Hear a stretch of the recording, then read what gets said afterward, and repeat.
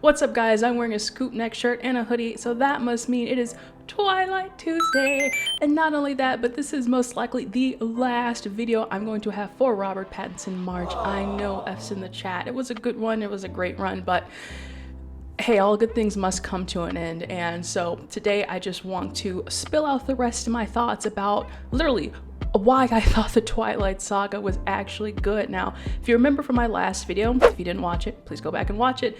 I mentioned that I completely thought Edward Cullen was a psychopath, and it diminished how much I thought about the Twilight Saga for just the one movie, for just Twilight. And then I found out as I continued to go on through my rewatch that I was actually hooked and I actually enjoyed it, and I was a little embarrassed to admit it, but now I'm not because I'm making a video about it. So let's just get right into this, why I actually unironically love Twilight.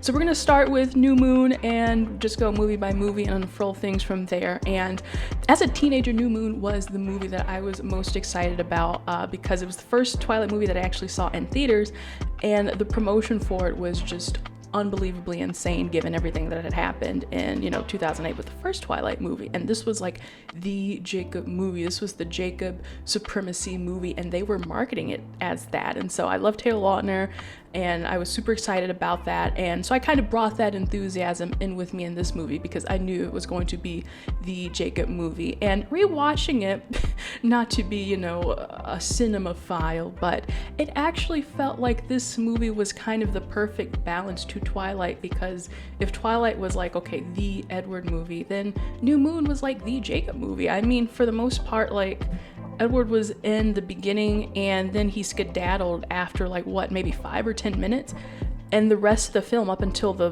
very end in the third act was Bella being with Jacob, and well, first her being depressed and then she found her way with Jacob. So I just kind of like that it was like, okay, in the first movie we saw what it'd be like for her to be with Edward, and now this is kind of setting the stage if you really like want to be Team Jacob, to be like, okay, this is what it'd be like to hang out with his clan, and this is how nice he's going to treat her when he goes to movies and stuff. And it was actually really nice. It was nice to see like, maybe someone can treat Bella quite fairly. I would say the only red flag about Jacob was, well, turning into a werewolf, but his anger management, that was kind of like, they had to slip that one little thing in there because he was like such an angel. They were like, well, we have to give people a reason to hate him, so let's just give him anger management issues.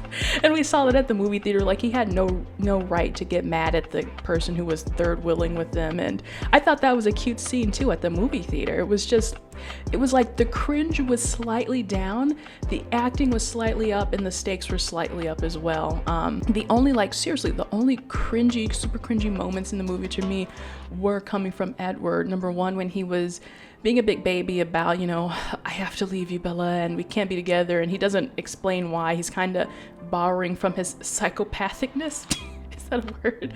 From the first movie, and just completely like doesn't use his big boy words. He doesn't communicate, and that's a problem. And then at the very end where, he has this big idea where, he thinks Bella's dead, and he's like, well, I'm gonna go die and go expose myself. It was the worst plan ever, by the way. Go expose myself and hope that the Voltaire ripped me to shreds. Yeah, right.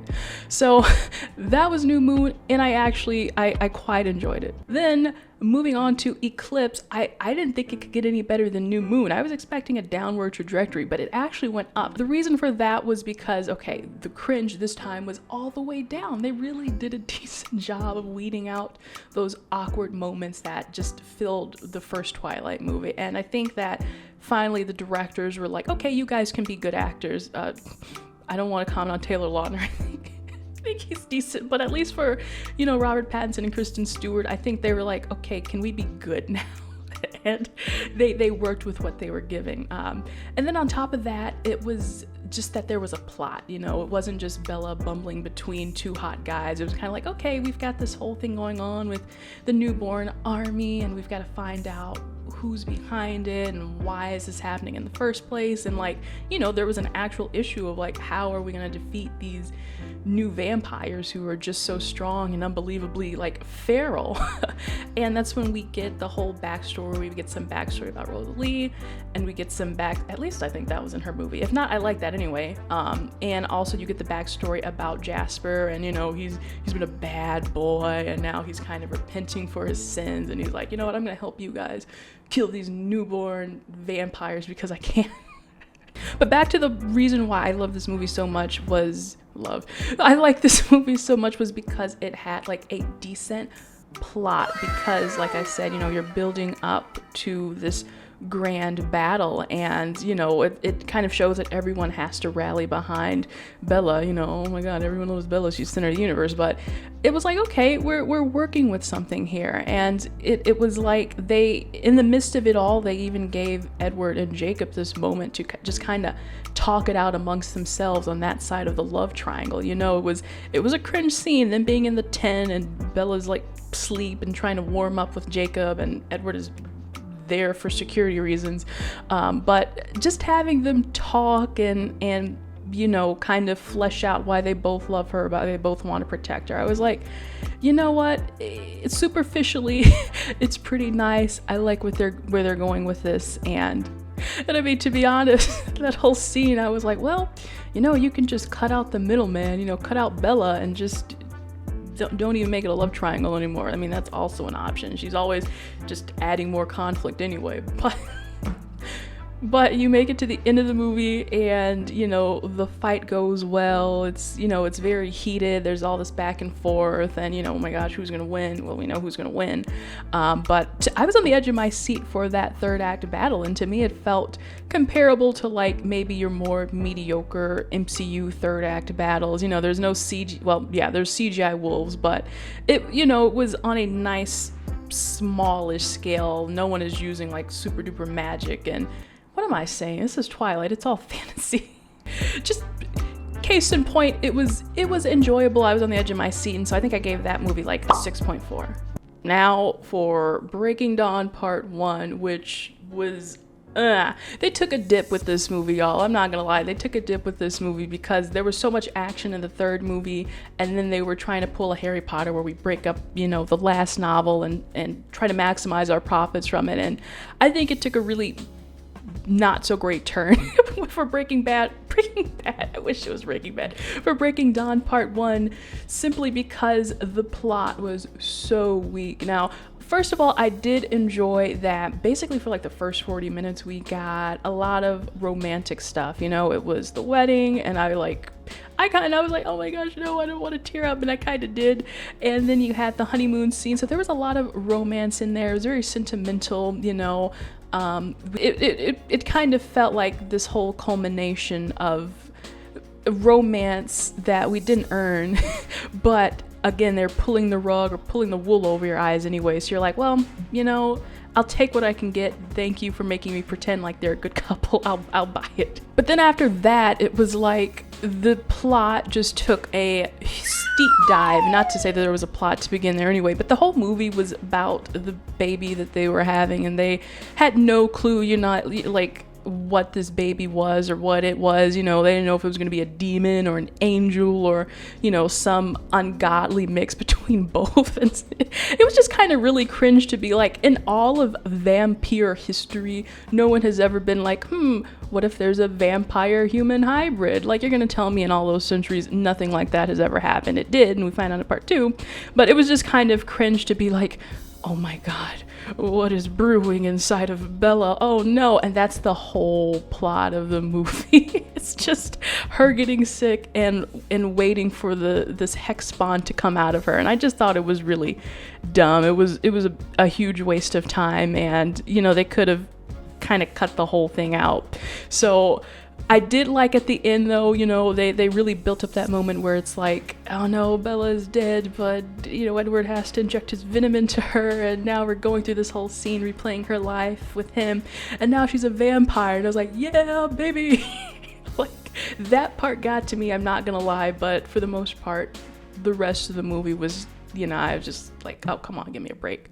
And then finally, we make it to Breaking Dawn Part 2, which was much stronger, and I would say, you know, ranked to me just below Eclipse, because they were like, we're gonna bring back a plot. We're gonna bring back some solid plot action for this movie, and we hope that it's enjoyable for you, because, okay, we've gotten all the dumb stuff out of the way, right? Bella's a vampire. The kid is growing up. It's healthy. It's CGI, you know, all those things are going on. And, you know, at the end of the day, we have this like, oh my gosh, we need to prepare for the Voltaire who are coming. How do you say Voltaire?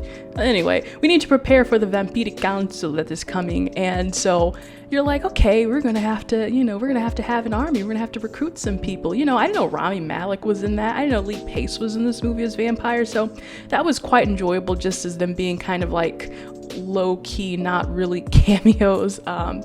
But then, you know, I don't know, to be honest, I'm thinking about like everything in the middle of the movie. No, they did have to have some scenes where they're training, and, you know, we have to figure out why Alice left, and, you know, they're gonna send Jacob and Ratatouille or Renesmee out of the country or something like that. So it was like they were trying to raise the stakes here, and I appreciate them for doing that. But I think the shining moment for this movie was the third act. Again, kind of like Eclipse, because you just built up to this really big battle. And I remember watching that in theaters and having like never seen anything like that before, I'll be honest. You know, I was like, oh my god, all these characters are dying, and oh no, that was so cool. You know, they're ripping each other apart in the battlefield, and there's a huge crack, and they're gonna fall into a lava pit, you know. It's like, Edward, don't dig down, watch yourself. But I think it, you know, just despite knowing the gag that it was a fake fight, I don't think it took away from anything. It was still very entertaining. It was still very exciting. And, you know, it's kind of like by that point they had to step up the action, because like the MCU was the thing that was happening. Phase 1 was going on with Iron Man and Captain America and Thor. Avengers had already come out that year. Deathly Hallows Part 2 from Harry Potter had already come out that year. So, you know, we were in the midst of kind of wrapping up these phases and sagas. So Twilight was like, man, you know, we gotta step it up and do this thing. So I did end up liking that movie decently well. I thought, you know, sure, I think the ending as well was cute. It was like, okay, you know, they lived happily ever after, blah, blah, blah. But I gave it like a solid 6.2. There was still some cringe stuff, you know, Jacob and Prince on a baby, you know, he's like, oh, do I have to call you dad now? I'm like, oh my god, you know, the cringe stuff is still there, but they slowly but surely weeded it out. So personally, yeah, I think it was a fairly decent, good saga. I enjoyed my rewatch. I watched it over the span of like a week, and I also think that, like, I can't deny nostalgia played a huge part in me enjoying this series, just because it made me nostalgic for my teen years. It made me nostalgic for the 2010s and wearing scoop necks and hoodies, and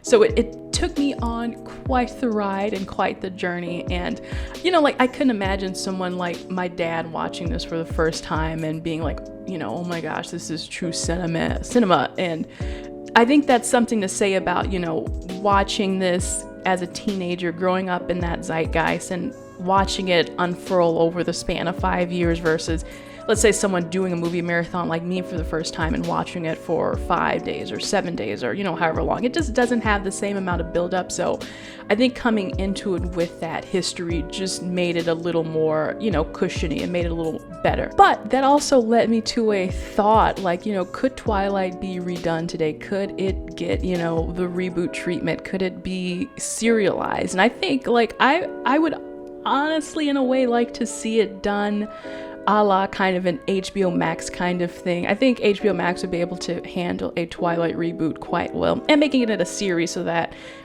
you know, you get the proper amount of time. Like, if they put something in akin to Breaking Dawn Part 1 in a season, I wouldn't mind, because it's like, well, it's a season. It's not a movie where it needs to have a strong plot. You need to kind of get in and out. I don't necessarily think that Stephanie Meyer would enjoy the euphorification of Twilight and having it maybe be a little more, I don't know, raunchier, but I just think that Twilight does have so much potential as a young adult romance novel series, or whatever you want to call it. And, you know, it perfectly encapsulates that whole era in the 2000s and 2010s where it was like, you know, we as a culture were just pretty big into that stuff, you know, Harry Potter and Twilight and the Hunger Games, and then all the stuff that came after it where they kind of died off. So I mean, at the end of the day, there was some good stuff about Twilight and there was some bad stuff, but they, like, oddly enough, just even each other out to the point where it's like, you know what, this is fine. It makes for a unique viewing experience. It's still enjoyable. It's, you know, it's kind of like a guilty pleasure, but that's okay. So that's all I have to say about the Twilight Saga, guys. Let me know what you thought about the movie in the comments below if you still think it deserves a 2000% on Rotten Tomatoes. Here is a video that I think you will enjoy watching next, and don't forget to leave a like on this if you enjoyed it. Subscribe for more wonderful, great movie content, and I'll see you guys in the next video. Bye.